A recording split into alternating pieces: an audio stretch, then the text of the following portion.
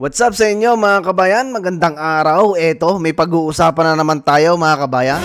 Napakarami nang nangyari talaga. Ang dami nangyayari ngayon mga kabayan sa administrasyon ni Bungit, no? Okay lang sana kung yung mga maiingay na usapin mga kabayan ay yung pag-asenso ng ating bansa or ekonomiya. Kaso, napakarami ng issue mga kabayan. Kita nyo, si Tebes napauwi na ng Pilipinas. Si Torre magiging PNP chief. Sino ba mga kabayan? Si Rimulya, nakita ko mga kabayan, parang nasa immigration na yata nagtatrabaho. Nako, napakatindi mga kabayan na nangyayari ngayon. Si Tito Soto, tinapos na ang impeachment complaint ni VP Sara. At siyempre, si Chis Escudero naman, nag-move, no? Ng date para sa pagdinig no ng impeachment ng ating Vice Presidente. Yan yung ating mga pag-uusapan ngayon sa video ito mga kabayan. Siyempre, maraming salamat muna sa mga bagong subscribers natin. Sa mga hindi pa, inaanyayahan ko kayo na mag-subscribe na sa ganun maging updated kayo sa mga video ina-upload natin. Siyempre, i-bill all ninyo na sa ganun ma-notify kayo mga kabayan. O, are, basahin muna natin mga kabayan ang sinabi din ni Senator Amy kasi ito ay merong mga sinabi, nakasama kasi ito mga kabayan ni BP Sara, no? In fairness naman mga kabayan dito kay Amy, noon tayo talagang dudan-duda doon sa ginawa nitong pagtalakay o pagdinig doon sa nangyari kay PRRD doon sa Senate mga kabayan. In fairness, no? Doon talaga tayo mga kabayan ni 50-50. Sinasabi natin na kung talaga, no, na totoo yung ginagawa niya, dapat merong ma-cite in contempt. At yun nga, may na-cite in contempt kaso ilang araw lang mga kabayan. Dahil hindi pinayagan ni Chis Escudero, no? Pinakulong nga nila pero pinalabas din agad-agad. Unlike kay Colonel Grijaldo, hanggang ngayon mga kabayan, hindi pa nakakalabas. Kawawa naman yung tao na yun, no? Kawawa yung pulis na magiting na hanggang ngayon ay nakakulong pa. My goodness. O, basahin muna natin mga kabayan ang sinabi na rin ni Senator Amy sa kanyang post. Kapit lang, sabi ko kay BP Inday Sara Duterte, higit kanino man, alam ko ang pakiramdam ng mawalay sa sariling bayan. Kaya't simulat sa pool, alam na niya ang laman ng aking puso. Patungkol sa di katanggap-tanggap na sinapit ni PRRD, no? Talagang siguro kaya mga kabayan dumating din sa point na inendorso ni BP Sara si Amy. Ngunit narito tayo hindi upang magdarama, kundi para sa solusyon. Narito tayo upang umaksyon. Yan yung magandang sinasabi mo, Senator Amy.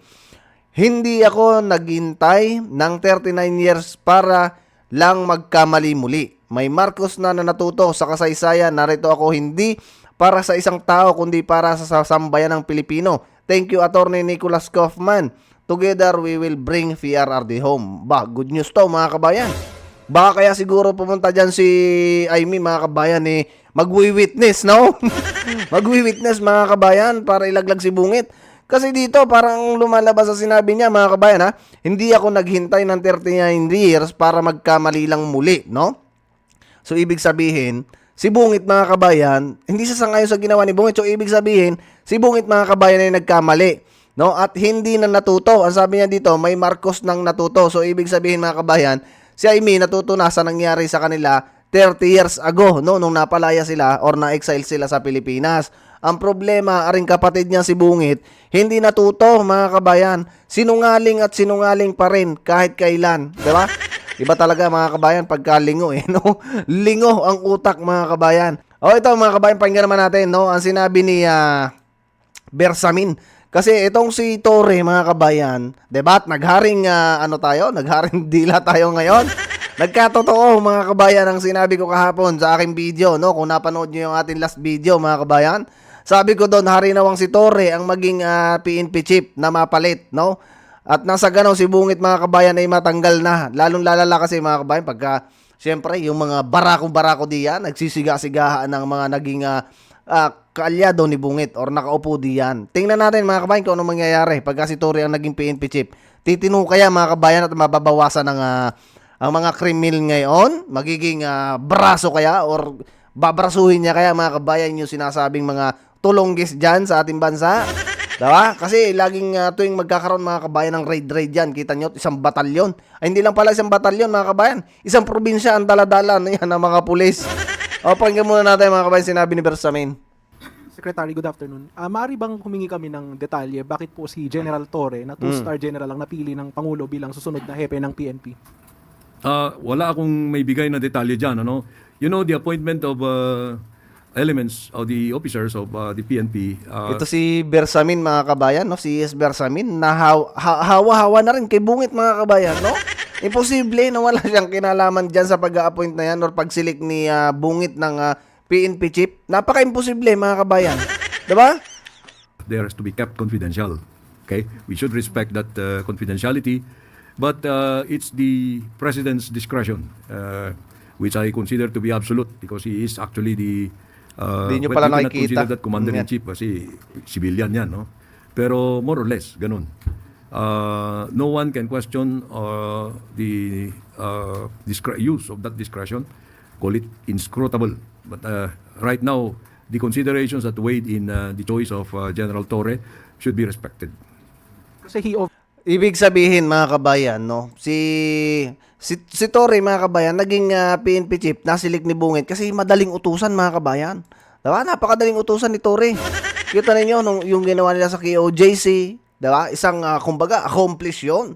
Kahit na nagsinungaling si Bungit mga kabayan, no? Nagpakalat ng fake news na walang mga barel. Kita nyo, napakaraming pulis na nagpunta sa KOJC. Napakarami. Isang probinsya yata mga kabayan ang dinala niya doon. Kay PRRD, ganun din mga kabayan. Napakaraming big, kumbaga sinasabi nila, big achievement para kay Torre yun. Hindi naman maganda mga kabayan yung mga big achievement niya kasi parang harassment, no, ang nangyari. verso many high-profile operations, including yung kay Pastor Kibuloy and then yan. recently yung yung pag-aresto kay former President Duterte. May kinalaman po kaya yung naging handling niya ng mga ganong operations sa naging choice ng Pangulo? Hindi ko masasabi yan dahil alam mo si Presidente always demands performance. Kahit na ano yung pinagawa sa iyo, you must have you must exhibit some high degree level of performance. So maybe that is one. I'm not going to discount that. But there may be other qualities of General Torre that you might have considered in comparison to the qualities of those others who were not given this responsibility. Salamat po. Kailangan pala mga kabayan, magbida-bida ka dyan, no? Napakarami mga kabayan na mas mga magagaling pa dyan kay Torre. Kaso si Torre kasi mga kabayan ay naging, kumbaga parang katulad ni Anticlair, naging attack dog, no? Siya yung utos-utusan mga kabayan na ito, ikaw ang bumida ngayon dito, ikaw ang humuli dito, ikaw ang, kumbaga, lahat na ng, pangharas, si Torre na ang pinagawa. Ngayon, syempre, si Torre mga kabayan, mataas din ang ambisyon, gusto maging mataas ang rango. Kita nyo, kailan lang na-promote yan mga kabayan? Ng 2-star general ngayon, ayan, promoted na ng PNP chief mga kabayan. Ganyan. At ito naman si Bersamin, no? Tingin ko, imposible na hindi niya alam, no? Yung pagsilik na ni Bungit kay Torre. Sila mga kabayan na nag-usap-usap dyan o si Torre ang magiging ano natin, na PNP chief ngayon. Kasi yan kumbaga, tropa-tropa natin yan at napapasunod natin yan. Yan yung masaklap mga kabayan. Yan yung masaklap ngayon. Kumbaga, nagiging mafia na yung ating gobyerno. Sila na mga kabayan, hindi na nakikita yung ibang talento ng ibang mga magagaling na general. Maraming magagaling na general dyan, maliban kay Torre mga kabayan. Pakinggan ulit natin. Kahit na ano yung pinagawa sa iyo, you must have you must exhibit some high degree level of performance. So maybe that is one. I'm not going to discount that. But there may be other qualities of General Torre that you might have considered in comparison to the qualities of those others who were not given this responsibility. Salamat po. Madaming magagalit dyan mga kabayan, no? Maraming magagalit dyan kay, kumbaga, hindi naman magagalit na ipakikita sa kanila, pero marami dyan mga officials, no? Na tingin ko hindi pabor, no? Sa naging desisyon na to sa pagpili kay General Torre. Sipin ninyo, ang daming matitino, ang daming mga galing. Hindi ko masinabing hindi matino si Torre, mga kabayan. Base lang doon sa ating mga nakita, yung ating mga sinasabi patungkol kay Torre, no? Marami kasi siyang mga hindi magagandang nagawa para sa paningin natin, mga kabayan. At tingin ko, marami dyan mga hindi sang-ayon na mga matataas din ng posisyon dyan sa kapulisan, mga kabayan. Tingin ko talagang, wag naman sana, mga kabayan, na magkagulo-gulo yung mga yan. Santos, Net 25. Good afternoon po, ES. Yung pong pagkaka-appoint ni General Torre, naasahan po Si ba Eddie na naman. na magkakaroon ng mga demoralization or sa hanay po ng PNP, yung pagkaka-appoint po sa kanya ng Bakit Pangulo? naman? Dahil kung titingnan po yung mga background po ng iba pang contender, hindi po kaya magdulot ito ng problema sa hanay. Palagay ko naman hindi dahil professional yung mga hanay ng kapulisan, no? They're all very great professionals. They're very decorated individuals. So they just follow what the commander-in-chief or what the president desires. So hindi po naman ito reward sa kanya, another reward ng Pangulo yung kanyang Alam mo, lahat ng promotion, reward yan. Ano? But most promotions are given on merit. So let us assume that this was given on merit because, it was not an easy decision on the part of the president. He considered, to my recollection, 5 names. No? And you must probably have an idea of who those 5 were. But as of this time, the decision was already made and it favored Police Major General Torre. By the time he accepts this appointment, he will have the 4 stars. That is the regulatory rank, the stars. Thank you po. Ira Panganiban, DZRJ. Yes, General Torre will be serving 1 year and 9 months, if my calculations are correct. That means he will be one of the longest chief of the Philippine National Police to serve. Does this mean there are going to be more of activities that he has been doing in the past that we can expect in the future, like what happened to the KOJC, the Duterte incident, and all other incidents that General Torre has been involved in? Well, let him show to us. I do not. Nakakatakot mga kabayan. Nakakatakot to si General Torre, ang mga PNP chief ngayon. Diba? Yung katanungan dito ng reporter, sino kaya yung siyempre, ano kaya yung magiging expect natin, no? Ngayong si Torre na, mga kabayan ng PNP chief, ay hindi pa nga mga kabayan PNP chief, ang dami ng ginawa niya ni Torre. Talagang remarkable mga kabayan ang ginawa niya ni General Torre. Ano kaya ang isusunod niyan sa palagay ninyo mga kabayan? Siyempre, siya na yung pinakambosing ng mga kapulisan ngayon. Diba? Siya na yung pinakamataas ang rango. For sure mga kabayan, naku, delikado talaga itong mga gustong ipadala sa ICC mga kabayan. Mukhang delikado. Abusive pa naman yung mga yan mga kabayan sa kapangyarihan. Oh, yung nga pala mga kabayan, si Guevara, no? Speaking of Guevara, wala na mga kabayan, napalitan na si Guevara, si Solgen. Sabi ko na mga kabayan si Solgen, Ponteria talaga nila na matanggal. Yung mga padali na yan ni Bungit. Diba? Kasi si Solgen mga kabayan, si Solgen Guevara, hindi nila mahawakan yan, hindi nila hindi sangayon or hindi nila ma-align sa kailang mga kagustuhang mangyari. Pakinggan muna natin mga kabayan itong si Tito Soto. No? Maganda yung mga sinabi niya dito. Tinapos na niya yung impeachment complaint ng ating Vice Presidente. O pakinggan muna natin mga kabayan. Number one is, did you speak with the senators? Did you get their sense on how they feel about the upcoming trial of Vice President Sara Duterte? Do your colleagues even want a trial? I have spoken to a few, and most of them are impartial, and they would want to remain impartial. And I impart it on them also, as far as I'm. Siyempre mga kabayan, yung mga yan, impartial talaga, no? Siyempre nakikiramdam yung mga senador na yan. Ano ba, lalo na yung mga, malapit na matapos ang termino, mga kabayan, sa 2028. Siyempre, kailangan nilang maging impartial. Saan ba tayo dapat kumampi? Kailangan ba natin impeach si VP Sara?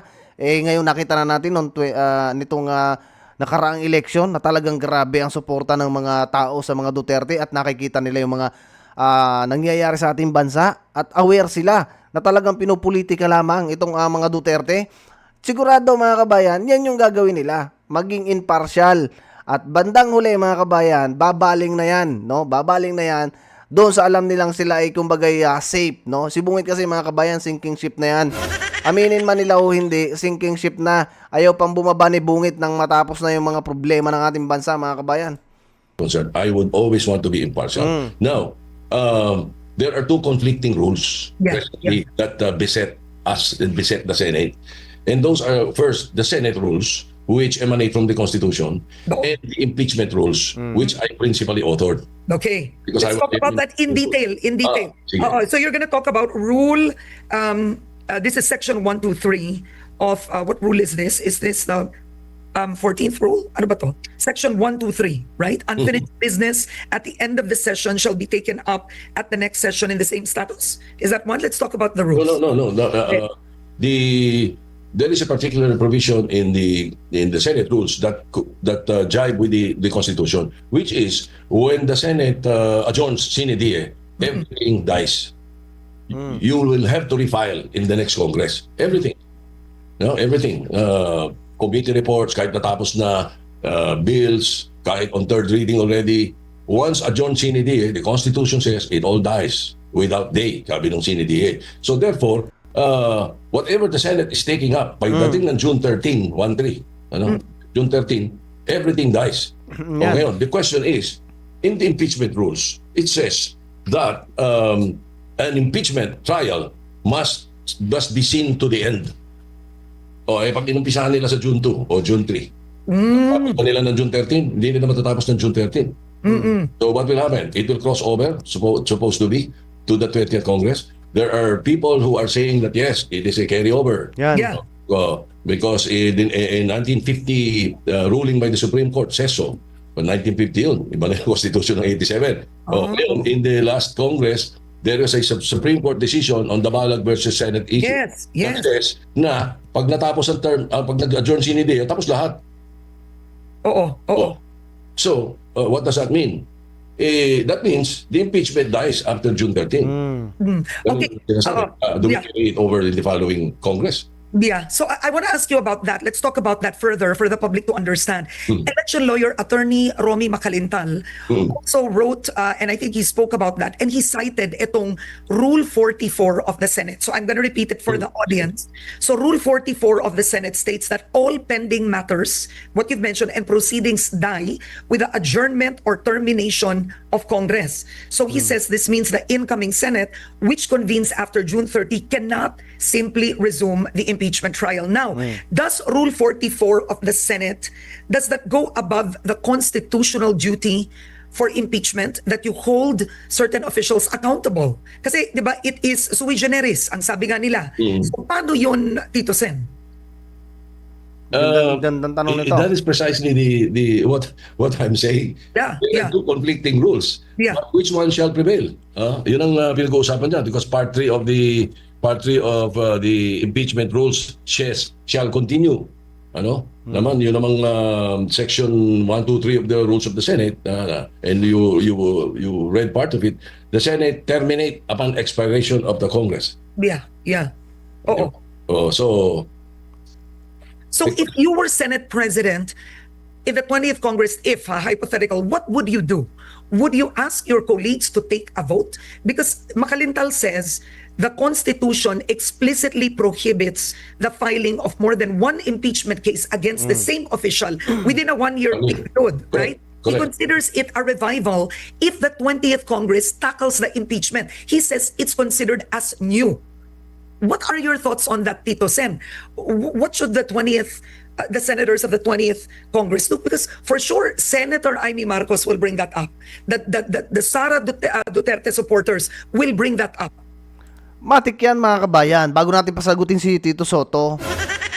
Tapos na talaga dapat yan mga kabayan, at yan yung madalas din tinatalakay, no? Lalo na especially si Atty. Salpanelo, nakakuha din tayo ng mga idea dyan na talagang dapat tapos na yung impeachment complaint na yan at hindi pwedeng mag-refile ulit yung mga yan ng panibagong impeachment.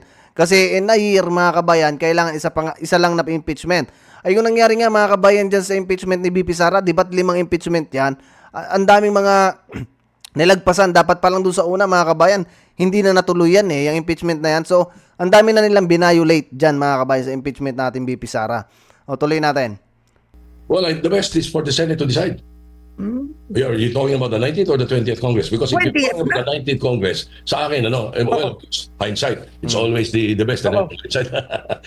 On hindsight, in January 18, when they received the transmission from the House, they should have taken it up. Di ba? They should have taken it up. But they did. Nag-adjourn sila ng alas 12 ng gabi ng January 18. Nag-adjourn sila for the campaign. Without transmitting without Impeachment. referring the impeachment to the Committee on Rules. So wala silang nagawa. Ngayon, umpisa nila sa June 2 or June 3. The 20th Congress ang papatakan yan. Because I don't think they can finish it by June 13. Yeah. So, the bottom line, well, let the senators decide.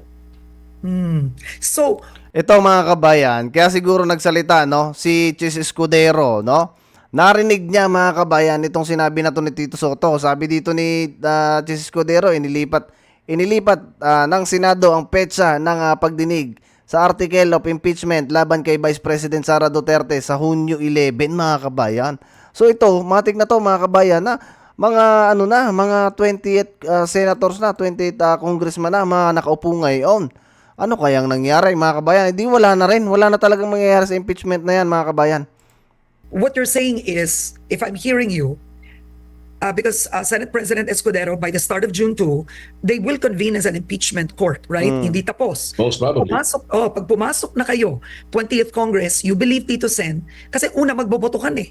Magbobotohan ng Senate President, right? Oo. Usually, yes, So, usually. posibleng magbago mismo, I mean, the Senate President, essentially, you lead the impeachment court, right? The presiding officer of the So it's the Senate President. Mm. So are you saying that the Senate President, if it is no longer, kasi yan ang tanong, if it's Senate President Cheese Escudero, he can decide to continue, pero kung bago, can the new set of senators ask that they take a vote? Is that possible at that point? Yes, that's possible. And the Senate President, whoever he is, cannot decide. Yeah. That should never be done. Oh, mali yun. Kung ginagawa nila yun, mali yun. It is always the Senate who must decide. Like for example, the impeachment court, no? Marami So nagsasabi. ibig sabihin, ano kaya yung ginagawa ni Chis Escudero, Tito Sen? Tama ba yun o mali? Sabi niya, ako, importante yung impeachment yun, yung presiding officer. Presiding officer lang yun. Tingnan nilang mabuti yung impeachment. Basahin nilang mabuti, intindihin nila. The impeachment court is the court. Not the Senate President. He is merely the presiding officer. Tama. He must have a very good mastery of parliamentary rules and procedures, a very good knowledge of the rules of court. Yes, that's about it. But everything is decided by the court. Tapos, Chis Escudero, makinig ka.